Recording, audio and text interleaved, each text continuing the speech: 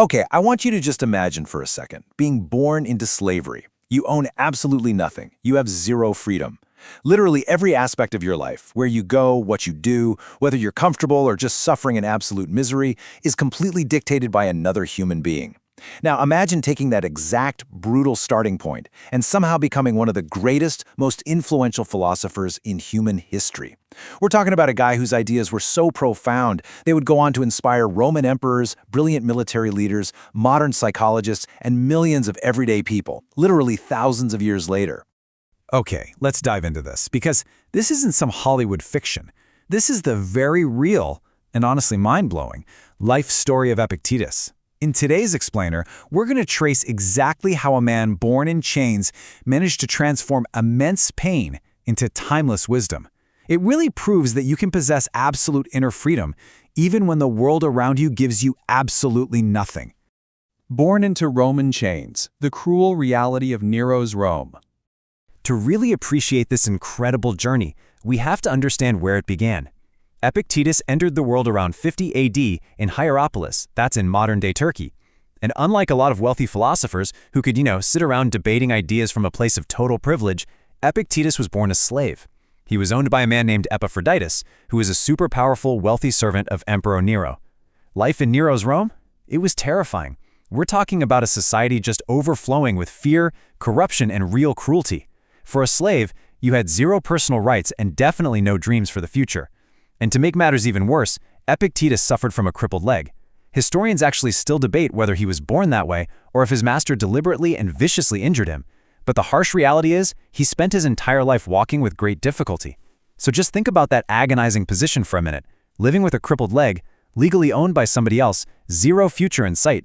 Honestly, most people in that situation would just be completely consumed by justifiable hatred, right? Just deep, deep bitterness. But Epictetus, he chose an entirely different path. Instead of falling to his knees and asking the universe, why is this happening to me? Why am I cursed with this horrible life? He asked a much, much more powerful question. How should I respond? It sounds incredibly simple, I know, but that single, profound shift in mindset, it literally changed the course of history. The discovery of Stoicism, a priceless opportunity. Now, what's really interesting about this is how a rare twist of fate opened a massive door for him. His master actually allowed him to study under Musonius Rufus, who was one of Rome's absolute greatest Stoic teachers. And that is where Epictetus learned the Stoic dichotomy of control. Look at how beautifully simple this A versus B distinction is. On one side, we have things totally within our control, right? Our opinions, our choices, our character, our mindset. And on the other side, things completely outside our absolute control. So wealth, fame, the opinions of other people, and even our own health and life. This seemingly basic framework became the entire bedrock of his philosophy. By fully grasping this dichotomy, Epictetus had a monumental realization. He realized that no master could ever control his internal thoughts. No corrupted emperor could ever imprison his character. And no amount of physical suffering could steal his dignity. Sure, he physically wore heavy iron chains on his body, but because he controlled his judgments, his mind remained entirely, untouchably free. The crucible to wisdom, the famous broken leg story. Of course, having a philosophy in the safety of a classroom is one thing, but having it tested in the real, brutal world is something else entirely. And that brings us to the most legendary, dramatic story of his life. According to legend, there was a day when his master became totally enraged and began violently twisting Epictetus's crippled leg. I mean, most of us would be screaming in agony, right? Begging for mercy. But Epictetus? He didn't panic. He just looked at his master and calmly stated, "If you continue, you're going to break it." The master ignored the warning, kept twisting. Moments later, the bone gave way with a sickening snap. And Epictetus didn't cry out. He simply looked at his master and calmly replied, "Didn't I tell you it would?" And this brilliantly illustrates his core teaching. Whether this legend happened exactly word for word, or if it got embellished over the years, the lesson is just staggeringly powerful. Pain in this life, it's completely unavoidable. But panic, suffering, losing your mind over it, that is completely optional. Your body might suffer, it might be imprisoned, it might even be broken, but your mind remains yours, and yours alone, to govern. From slave to master teacher, a life devoted to transformation. Let's move on and see how this builds. Armed with this invincible mindset, Epictetus eventually gained his physical freedom. But what he did next is just as remarkable.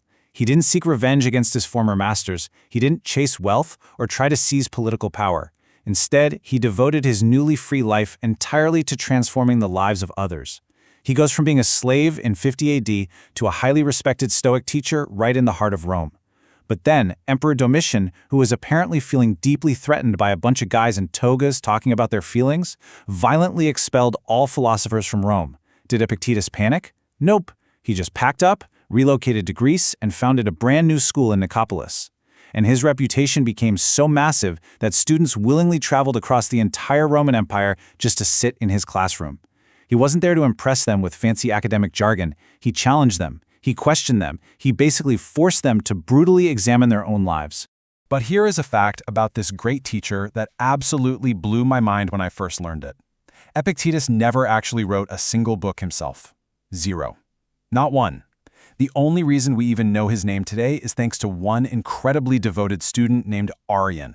Arrian sat in those classes and meticulously recorded his teacher's lectures.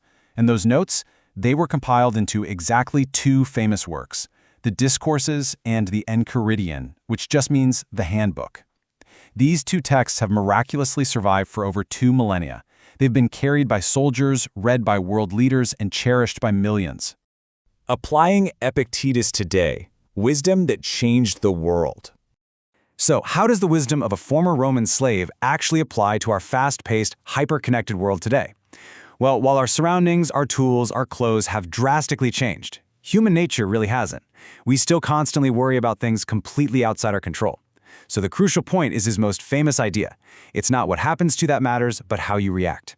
Epictetus taught that all external events are completely neutral. A rainstorm isn't bad, a traffic jam isn't evil. All the meaning, all the frustration or joy comes entirely from our own internal judgments about those events. Let's look at how this plays out for us right now. Getting stuck in terrible traffic on your way to work, that doesn't actually ruin your day.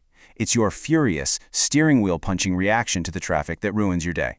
Harsh criticism from a boss, or maybe some troll on social media, it doesn't magically destroy your inner peace. Your insecure interpretation of it does. Experiencing a massive failure doesn't permanently define your future. Your response to that failure does. You know, Stoicism is widely misunderstood as just suppressing all your emotions and acting like a cold, unfeeling robot. But that's entirely wrong. It is about training the mind to respond wisely, deliberately, and effectively, instead of just reacting impulsively to whatever random stuff life throws at you. So here is the highly practical takeaway you can apply literally today. Epictetus would urge you to pour 100% of your energy only into what belongs to you, your actions, your core values, your daily effort, your mindset. And everything else, you just have to let it go. Why? Because true peace genuinely begins exactly where your illusion of control ends.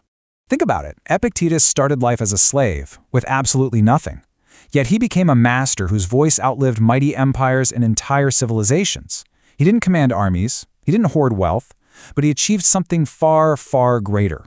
He built an impenetrable fortress inside his own mind, proving to the world that true freedom isn't some physical state granted to you by society. It is an internal state that no one can ever take away. So I want to leave you with this final, provocative thought to carry with you today. What is one thing in your life right now that is completely outside your control, that you are finally ready to just let go of? Take a second, really think about it, and if you're willing, share your answer down in the comments. Seriously, by naming it, you strip it of its power over you. Stay calm, stay highly disciplined, and remember to keep your focus on building the unbreakable fortress of your own mind. Thanks for joining me on this explainer, and keep learning.